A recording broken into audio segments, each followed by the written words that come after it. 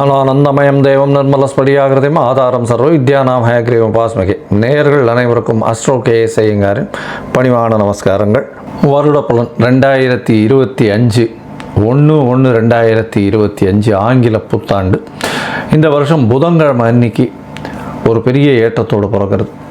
பொதுவாகவே பார்த்தீங்கன்னா நம்ம தமிழ் வருட பிறப்பு தான் பெரிய விஷயமாக கொண்டாடுவோம். இருந்தாலும் இந்த கேலண்டர் இயர்ன்றது எது கொண்டாடுறது அப்படின்னா, எல்லா விதமான உலக நாடுகள் எல்லாமே இந்த கேலண்டர் இயரை தான் முக்கியமாக உபயோகப்படுத்துறதுனால நம்ம இந்த கேலண்டர் இயரை கொண்டாடுறோம். புதன்கிழமை பிறக்கிறது. உத்திராட நட்சத்திரம் மிகவும் ஏற்றம். அதுவும் புதனும் சூரியனும் 9ஆம் இடம் அப்படின்னு சொல்லக்கூடிய தனுசுல பாக்யஸ்தானத்தில் உட்காந்துருக்கிறது பெரிய விசேஷம். இந்த வருஷம் பிறக்கும் பொழுது என்னென்ன கோல்சாரம் இருக்குது அப்படின்றத பார்க்கலாம். இந்த வருஷத்தில் எந்தெந்த மாற்றங்கள் இருக்குது, அதாவது மெதுவாக செல்லக்கூடிய கிரகங்கள் என்ன மாற்றங்கள் இருக்குது, இந்த வருடத்தில் இந்தியாவினுடைய ஒரு சில முக்கியமான பலன்கள் எப்படி இருக்கும் அப்படின்றதையும் பார்ப்போம். முதல்ல இந்த வருஷத்தினுடைய கோல்சாரம் ஆரம்பிக்கும் பொழுது என்ன அப்படின்னு பார்க்கும்பொழுது, ரிஷப ராசியில் குரு வக்கரகதியில், கடக ராசியில் செவ்வாய் வக்கரகதியில், கன்னி ராசியில் கேது, தனுசு ராசியில் சூரியன் புதன் மற்றும் சந்திரன், கும்ப ராசியில் சனி மற்றும் சுக்கிரன், மீன ராசியில் ராகு. இந்த மாதிரியான காலகட்டத்தில் இந்த வருஷம் பிறக்கிறது. இந்த வருஷத்தில் பார்த்தேனால் அதாவது ராகு கேத்து பெயர்ச்சி இருக்குது. அதாவது 26/4/2025 அப்போது ராகு கேத்து பெயர்ச்சி வாக்கிய பிரகாரம். அது தவிர குரு பயிற்சி 11/5/2025 அன்னைக்கு குரு பயிற்சி வருது. இது ரெண்டு தான் இந்த வருஷத்தினுடைய மிக முக்கியமான பயிற்சிகள். வாக்கிய பஞ்சாங்கத்தின் பிரகாரம் சனி பெயர்ச்சி அடுத்த வருஷம், அதாவது 2026 மார்ச் மாதம் வருது. ஸோ இந்த வருஷம் சனி பெயர்ச்சி வாக்கிய பஞ்சாங்கம் பிரகாரம் கிடையாது. இந்த வருஷத்தில் பார்த்தேனால் நல்ல ஒரு ஏற்றமான காலம். ஏன்னா இந்தியாவுக்கு மகர ராசின்னு சொல்லக்கூடியது, அதனால் நல்ல ஒரு ஏற்றம். 2ஆம் இடத்துல சனியும் சுக்கிரனும் சேர்ந்திருக்கிறது பெரிய விசேஷம். பண வரவிற்கு பஞ்சம் இருக்காது. இந்தியாவில் பொருளாதாரம் உயரக்கூடிய வாய்ப்புகள் மிகவும் அதிகம். அதை தவிர வெளிநாட்டினுடைய ஃபண்ட்ஸ் எல்லாம் நிறைய வரக்கூடிய வாய்ப்புகள் உண்டு. ஏன்னா 12ஆம் இடத்துல சூரியனும் புதனும் இருக்கிறது ரொம்பவும் ஏற்றம். அதை தவிர ஷேர் மார்க்கெட்லலாம் பெரிய ஏற்றம் கிடைக்கக்கூடிய காலகட்டமாக அமைய போகிறது. இந்த வருஷத்தில் பார்த்தேனால் முயற்சிகள் எல்லாமே வெற்றி பெறக்கூடிய காலகட்டமாகவும் இருக்கும்.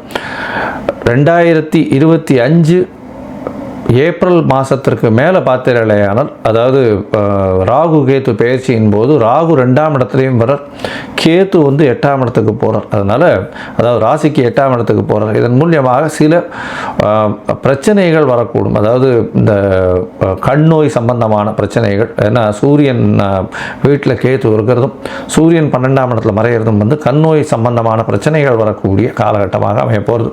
அதாவது ஏப்ரல் மேக்கு மேலே பார்த்தீங்களேனால் ஒரு சின்ன பிரச்சனைகள் வரக்கூடிய வாய்ப்பு இருக்கும்.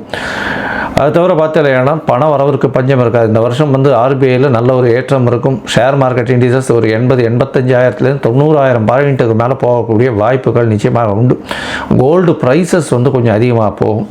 அது தவிர சில்வர் ப்ரைஸஸில் கொஞ்சம் ஸ்லம்ப் இருக்கக்கூடிய வாய்ப்புகள் நிச்சயமாக உண்டு. இந்த வருஷம் பார்த்தீங்கன்னா இந்த இது நேச்சுரல் டிசாஸ்டர்னு சொல்லக்கூடியது, இயற்கை பேரழிவுகள் அப்படின்னு சொல்லக்கூடியது, வெள்ளத்தினால தண்ணி மூலமாக நிறைய பேரழிவுகள் வரக்கூடிய வாய்ப்பு நிச்சயமாக உண்டு. ஏன்னா செவ்வாயும் வக்கரகதி பெற்று நீச்சம் பெற்று இருக்கிறதுனால அந்த மாதிரியான காலகட்டமாக அமைய போகிறது. 4ஆம் இடத்துல சுகங்கள் குறையும். தண்ணியின் நிலத்தில் சுகங்கள் குறையக்கூடிய வாய்ப்புகள் உண்டு. நீரினால் கொஞ்சம் ஆபத்துகள் வரக்கூடிய வாய்ப்புகள் மிகவும் அதிகமாக இருக்குது. லேண்ட்ஸ்லைட்ஸ் வரக்கூடிய, அதுவும் வெஸ்டர்ன் காட்ஸு அந்த சைடில் இந்திய சாத்பூரா ஹில்ஸ் இந்த சைடில் மகாராஷ்டிரா சைடில் இருக்கக்கூடிய வாய்ப்புகள் நிச்சயமாக உண்டு. அது தவிர பார்த்தீங்களேனால் இந்த சட்டங்கள் கொஞ்சம் கடுமையாகக்கூடிய வாய்ப்புகள் உண்டு. அதுவும் இந்த தொழிலாளர்களுடைய சட்டங்கள் கொஞ்சம் ஸ்ட்ராங்காகக்கூடிய வாய்ப்புகளும், அதன் மூலியமாக சில போராட்டங்களும் வரக்கூடிய வாய்ப்புகள் நிச்சயமாக இருக்கும். இந்த வருஷத்தில் பெண்களுக்கெல்லாம் நல்ல ஒரு ஏற்றம் இருக்கக்கூடிய காலகட்டம். படிக்கக்கூடிய மாணவ மாணவியர்களெல்லாம் நல்ல ஒரு ஏற்றம் இருக்கக்கூடிய காலகட்டம். தொழிலில் வந்து அபிவிருத்தி ஏற்படக்கூடிய வாய்ப்புகள் நிச்சயமாக இருக்கும். இந்த வருஷத்தில் புதிய புதிய மாற்றங்கள் வரக்கூடிய வாய்ப்புகள் இந்த வருஷத்தில் அமையிறது. அதை தவிர பார்த்தாலேனால் இந்த இன்ஃப்ராஸ்ட்ரக்சர்ஸுக்கு வந்து நிறைய இன்வெஸ்ட்மெண்ட் போகக்கூடிய வாய்ப்புகளும் அதன் மூலியமாக பெரிய ஏற்றங்களும் கிடைக்கக்கூடிய வாய்ப்புகள் உண்டு. இந்த தொடர் ஊர்தி பேருந்து, அதாவது ட்ரெயின் ஆக்சிடென்ட்ஸ் 1-2 வரக்கூடிய ஒரு ஸ்பெசிஃபிக்காக வரக்கூடிய வாய்ப்புகள் நிச்சயமாக இருக்கும். அது ரொம்ப ஐடென்டிஃபைடாக தெரியக்கூடிய வாய்ப்புகள் நிச்சயமாக உண்டு. அதுவும் ராகு கேது மாறினதுக்கு பிறகு ஒரு சின்ன பிரச்சனைகள் வரக்கூடிய வாய்ப்பு உண்டு. இதை தவிர பார்த்தாலே ஆனால் இந்த ராஜாக்கள்னு சொல்லக்கூடிய அந்த காலத்தில் இந்த காலத்தில் வந்து முதலமைச்சர்கள், பிரதமர் இந்த மாதிரியான பொசிஷனில் ஹையர் பொசிஷனில் இருக்கிறவங்களுக்கு சில பிரச்சனைகள் வரக்கூடிய, உடல்நல குறைவு வரக்கூடிய வாய்ப்புகள் இந்த வருஷம் நிச்சயமாக இருக்கும். மொத்தத்தில் பார்த்தாலே ஆனால் இந்த ஸ்போர்ட்ஸ்மேன், விளையாடக்கூடியவர்கள், இவர்களுக்கெல்லாம் விளையாட்டு இந்த மாதிரியான விஷயங்கள் இருக்கிறவங்களில் வந்து இந்தியாவினுடைய பெருமை அதிகமாக தெரியக்கூடிய வாய்ப்புகள் நிச்சயமாக இருக்கும். இந்த வருஷம் பார்த்தாலே ஆனால் இந்த ராகு கேது பயிற்சியும் குரு பயிற்சி, இந்த 2 பயிற்சிகள் மிகவும் முக்கியமாக இருக்கு. இந்த வருஷத்தில் வந்து இந்த ராகு கேது பயிற்சி, குரு பயிற்சி இந்த மேஷம் முதல் மீனம் வரை உண்டான ராசிக்காரர்களுக்கு என்ன பலன்களை கொடுக்கும் அப்படின்றத ஒன்று பார்க்கலாம். அதுக்கு முன்னாடி என்னுடைய மொபைல் நம்பர் கீழே ஸ்க்ராலிங்கில் வரும். உங்களுக்கு அஸ்ட்ராலாஜிக்கல் கன்சல்ட் தேவைப்படுமேயானால் நீங்கள் வந்து என்னை காண்டாக்ட் பண்ணுங்க. உங்களுடைய date, time, place of birth, அதை தவிர உங்களுடைய பெயர், உங்களுடைய தாய் தகப்பனார் பெயரை நீங்கள் அனுப்புங்க. என்னுடைய கட்டணம் என்னன்னு சொல்கிறேன்.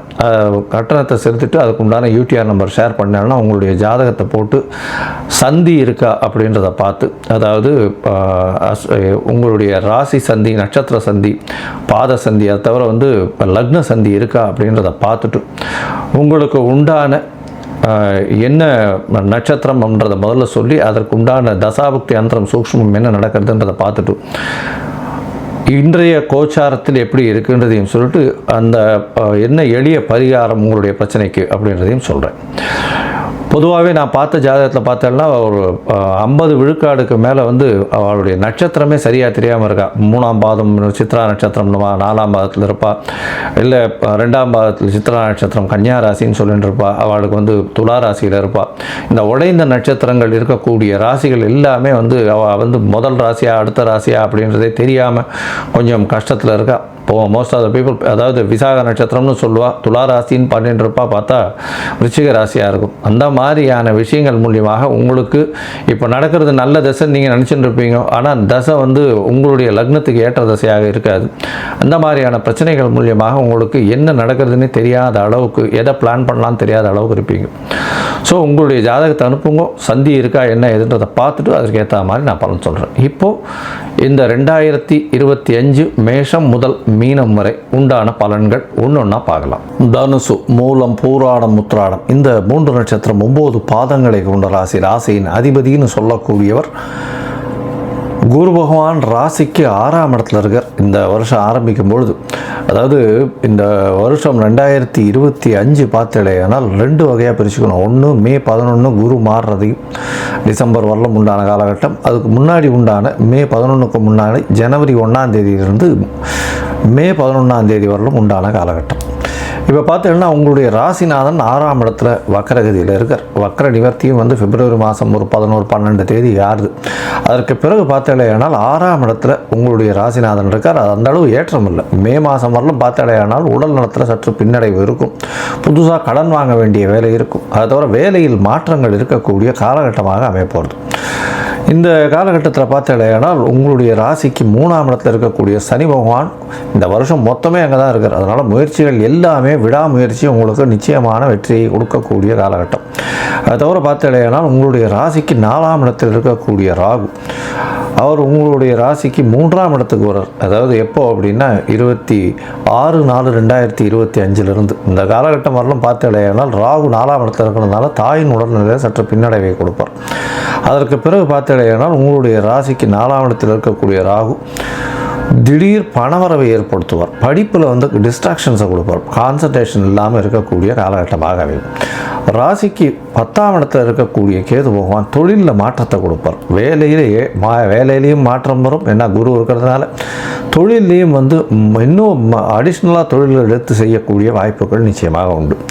தொழில் கர்மஸ்தானம் அப்படின்றதுனால புதிய கர்மக்கள், அதாவது புதிய தொழில்களை செய்து அதன் மூலியமாக உங்களுக்கு பணம் வரக்கூடிய வாய்ப்புகள் நிச்சயமாக இருக்கும். இந்த வருஷம் பார்த்தாலேயானால் மே மாதத்துக்கு மேலே உங்களுடைய ராசிக்கு சப்தமத்தில் குரு வர்றதுனால திருமணத்திற்கு பார்த்து கொண்டிருக்கக்கூடிய இளைஞர்களுக்கு கண்டிப்பாக திருமண பாக்கியம் இந்த தனுசு ராசிக்காரர்களுக்கு மே மாதத்துக்கு மேலே உண்டு. அதற்கு பிறகு பார்த்தாலேயானால் உங்களுடைய எதிர்பாலினத்தவர் மூலியமாக நல்ல ஒரு ஏற்றம் கிடைக்கக்கூடிய காலகட்டம். உங்களுடைய ராசிக்கு பார்த்தாலேயானால் பார்ட்னர்ஷிப் பிஸ்னஸில் பெரிய ஏற்றம் கிடைக்கக்கூடிய காலகட்டமாக அமையப்போகிறது.